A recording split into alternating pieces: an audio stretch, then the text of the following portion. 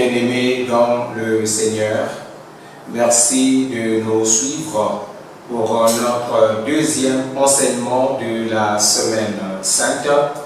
Merci à vous qui êtes branchés sur la RTAS, la radio-télévision Armée du Salut, émettant depuis Pointe-Noire au Congo-Brazzaville.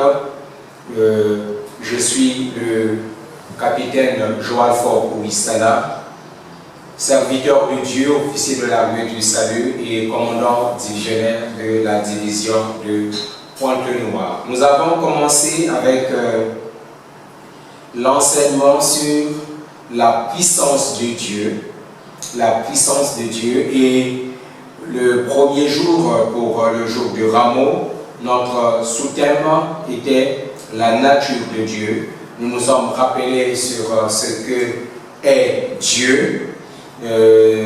Et aujourd'hui, nous voulons poursuivre avec notre deuxième sous-thème. Il s'agit de la puissance purificatrice de Dieu. La puissance purificatrice de Dieu. Donc le premier jour, le jour du rameau, Jésus a effectué son entrée triomphale dans Jérusalem. Et le deuxième jour, le fait marquant, c'est la purification du temple.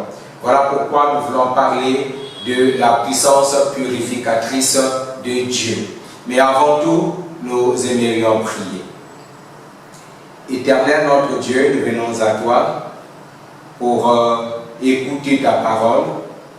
Nous te prions que tu nous parles maintenant, que ton Esprit Saint soit en action. Viens et parle-nous. Dans le nom puissant de Jésus, nous avons ainsi prié. Amen. Nous prenons donc notre Bible pour lire dans Marc chapitre 11, les versets 11 à 17. Marc chapitre 11, les versets 11 à 17. Jésus entra dans le temple. Quand il eut tout considéré comme il était déjà tard, il s'en alla à Béthanie avec les 12. Le lendemain, après qu'ils furent sortis de Béthanie, Jésus eut faim. Apercevant de loin un figuier qui avait des feuilles, il alla voir s'il y trouverait quelque chose. Et s'en étant approché, il ne trouva que des feuilles, car ce n'était pas la saison des figues. Prenant la parole, il lui dit que jamais personne ne mange de ton fruit. Et ses disciples l'entendirent. Ils arrivèrent à Jérusalem et Jésus entra dans le temple. Il se mit à chasser ceux qui vendaient et qui achetaient dans le temple. Il renversa les tables des changeurs et les sièges des vendeurs de pigeons, et il ne laissait personne transporter aucun objet à travers le temple. Et il enseignait et disait: n'est-il pas écrit, ma maison sera appelée une maison de prière pour toutes les nations, mais vous en avez fait une caverne de voleurs. Amen. Après dans son entrée triomphale dans Jérusalem, Jésus-Christ était allé au temple. Seulement le jour de son entrée triomphale, il arrive au temple où il se faisait déjà tard. Et Marc, le chapitre 11, le verset 11, nous précise que du fait qu'il se faisait tard, il avait juste observé, il avait juste inspecté ce qui se passait dans le temple et il était reparti à Béthanie avec les 12 apôtres. Nous l'avions dit, le Seigneur logeait à Béthanie et partait à Jérusalem, et après son activité, il repartait à Béthanie où habitaient son ami Lazare et ses sœurs Marie et Marthe. Alors, il est reparti à Béthanie. Le lendemain, donc, il repart à Jérusalem, il entre encore dans le temple et cette fois-ci, il purifie le temple. Le Seigneur Jésus-Christ était animé d'une sainte colère. Il nous arrive parfois de penser que le Seigneur Jésus ne l'a fait qu'à la fin de son ministère. Lorsque nous prenons la parole de Dieu, nous allons découvrir qu'au début même de son ministère public, Jésus avait déjà chassé des marchands aux abords immédiats du temple.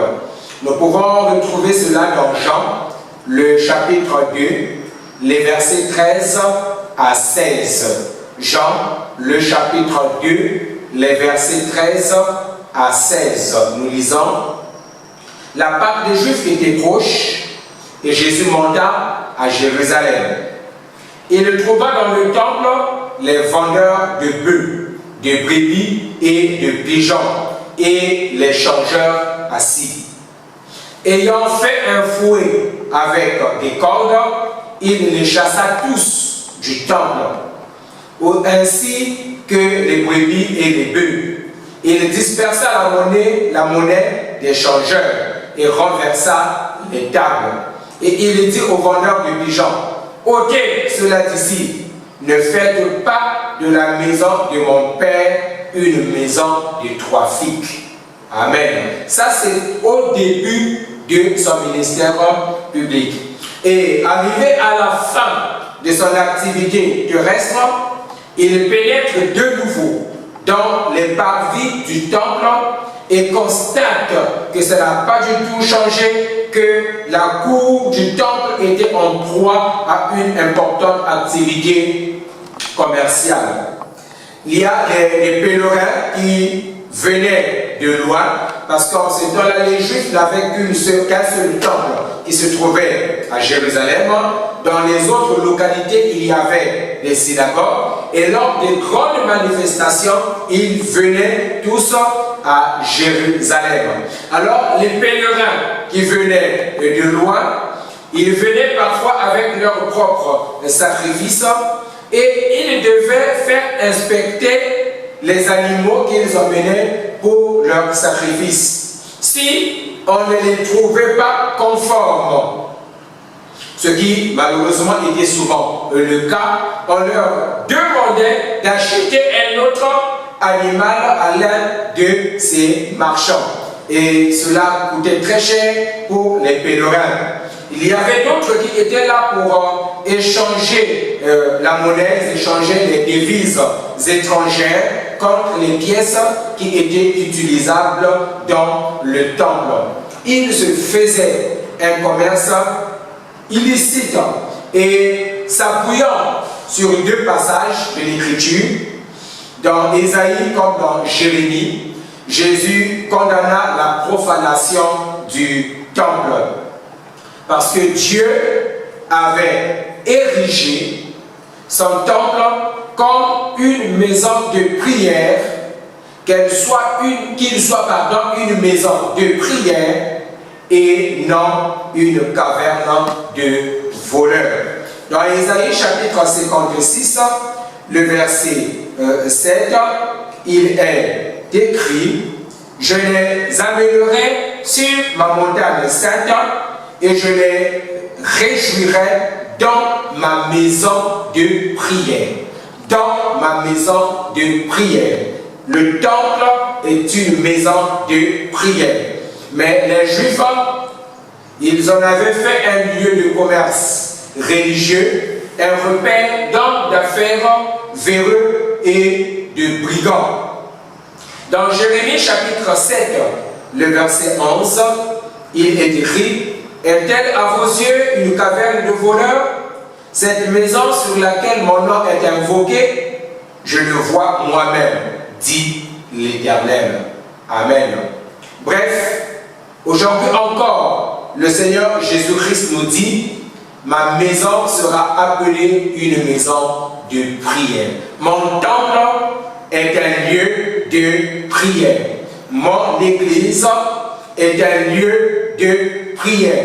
Il s'agit évidemment de son église, parce que l'église c'est le corps du Christ.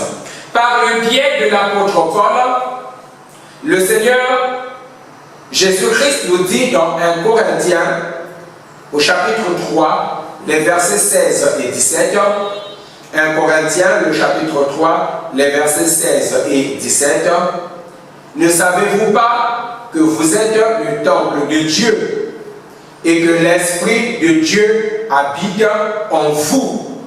Si quelqu'un détruit le temple de Dieu, Dieu le détruira. Car le temple de Dieu est saint et c'est ce que vous êtes. Amen. Outre l'Église, aujourd'hui, le temple que Dieu veut purifier, c'est notre corps. Pour purifier notre corps qui est le temple du Saint-Esprit. En parlant de la puissance purificatrice de Dieu, nous voulons évoquer deux points. Premièrement, Dieu veut purifier nos vies du péché. Et deuxièmement, Dieu veut purifier nos vies de toute sémence diabolique. Nous prenons le premier point, Dieu veut purifier nos vies du péché. Nous devons savoir, bien-aimés dans le Seigneur, que par le sang de Jésus, tous les péchés sont pardonnés. Dans Éphésiens chapitre 1, le verset 7, Éphésiens chapitre 1, le verset 7, nous lisons: en lui nous avons la rédemption, c'est-à-dire le rachat par son sang, la rémission des péchés selon la richesse de sa grâce. Nous avons en Christ la rémission des péchés. Seulement, il nous faut reconnaître nos péchés. Il nous faut reconnaître nos fautes. Il nous faut reconnaître nos faiblesses et invoquer le pardon de Dieu. Dans 1 Jean chapitre 1, les versets 9 et 10, 1 Jean chapitre 1, les versets 9 et 10, il est écrit: si nous confessons nos péchés, il est fidèle et juste pour nous les pardonner et pour nous purifier de toute iniquité. Si nous disons que nous n'avons pas péché, nous le faisons menteur et sa parole n'est point en nous. Amen. William Bouton, le fondateur de l'armée du salut, il écrivait à la fin du 19e siècle: le plus grand danger du 20e siècle sera une religion sans Saint-Esprit, des chrétiens sans Christ, le pardon sans repentance, le salut sans nouvelle naissance, la politique sans Dieu et un ciel sans enfer. Bien-aimés, il ne peut y avoir pardon de péché sans une vraie repentance. Nous devons nous repentir sincèrement. Nous devons nous convertir sincèrement pour obtenir le pardon de Dieu. Et le sang de Jésus peut pardonner tout péché si seulement nous confessons, nous avouons, nous reconnaissons nos péchés devant Dieu. Nous devons retenir que le péché est un obstacle. Nous sommes toujours attirés par le miracle, mais sachant que pas de miracle sans le pardon des péchés. Lorsque nous lisons Matthieu chapitre 9, les versets 2 à 6, nous trouvons là le Seigneur Jésus-Christ qui guérit un paralytique. Et toutefois que le Seigneur Jésus-Christ veut guérir, il associe toujours la guérison physique à la guérison spirituelle. Il traite l'âme et de la guérison de l'âme s'ensuit la guérison du corps. Pendant qu'on lui amène un paralytique, le Seigneur Jésus dit: prends courage mon enfant, tes péchés te sont pardonnés. C'est après avoir pardonné les péchés du paralytique que Jésus lui dit, lève-toi, prends ton lit et va dans ta maison. Puisque tes péchés sont pardonnés, puisque tu t'es réconcilié avec Dieu le Père, et bien ton corps, ton physique peut aussi être pardonné. Si nous voulons le miracle de Dieu dans nos vies, nous devons confesser nos péchés.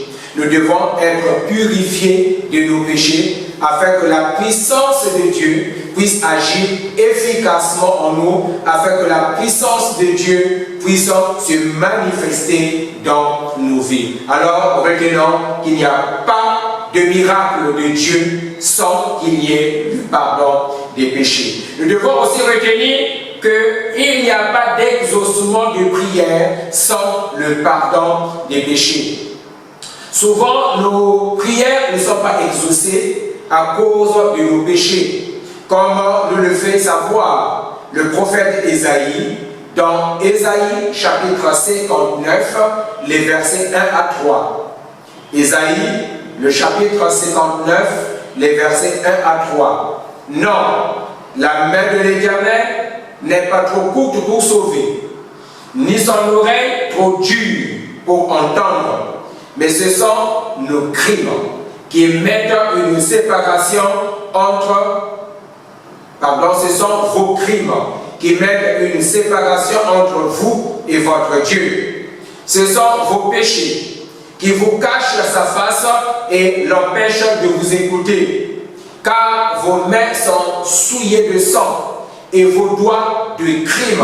Vos lèvres profèrent le mensonge. Votre langue fait entendre l'iniquité. Amen.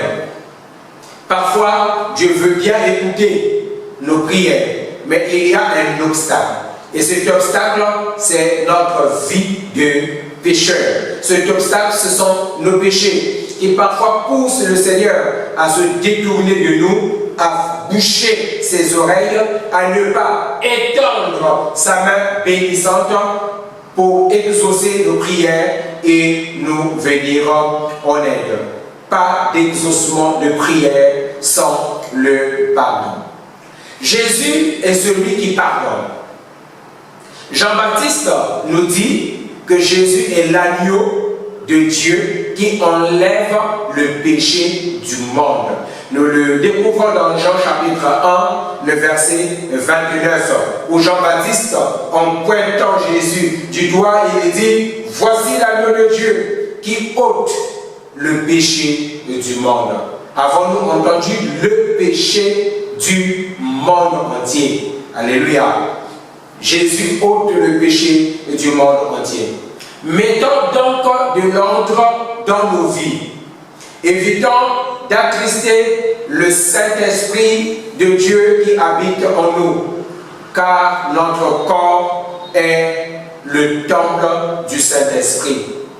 Repentons-nous sincèrement pour permettre à la puissance de Dieu de se manifester dans nos vies.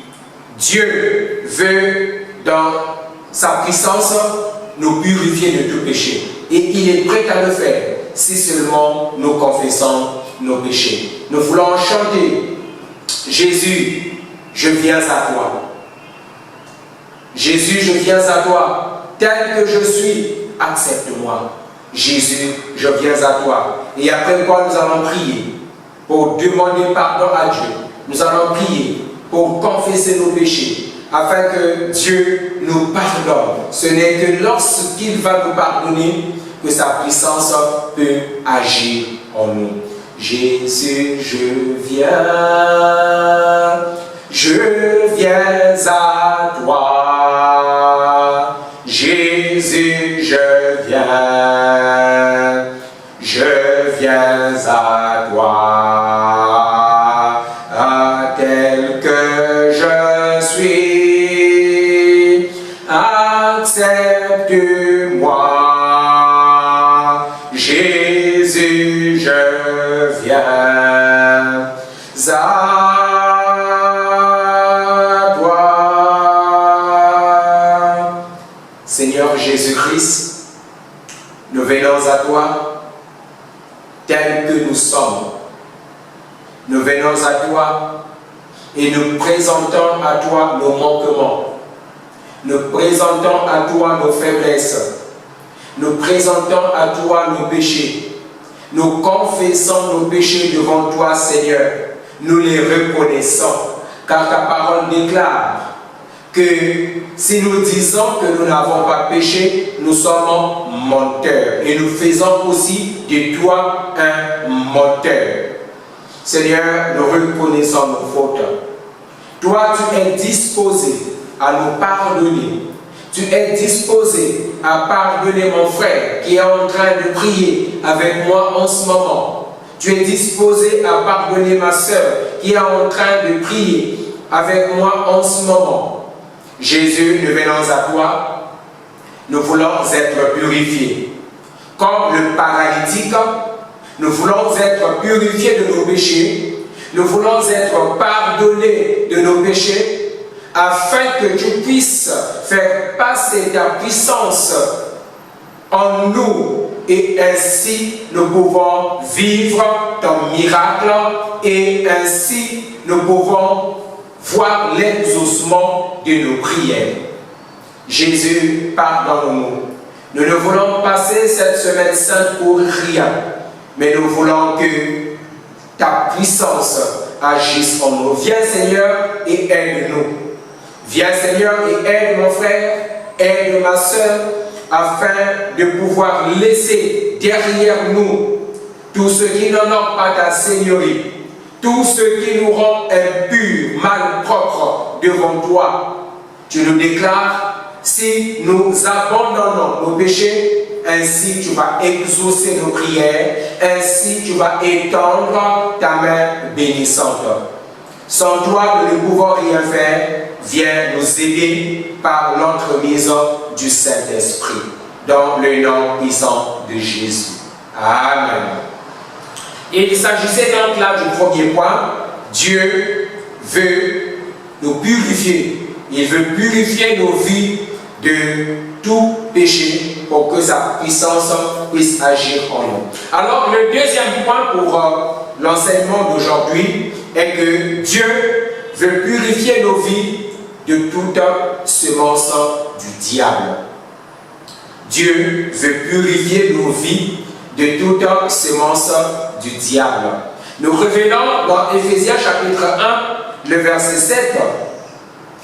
En lui, nous avons la rédemption par son sang, la rémission des péchés selon la richesse de sa grâce. Nous avons déjà parlé de la rémission des péchés et maintenant nous voulons parler de la rédemption. Nous voulons parler du rachat. Oui, le sang de Jésus est un sang qui nous rachète.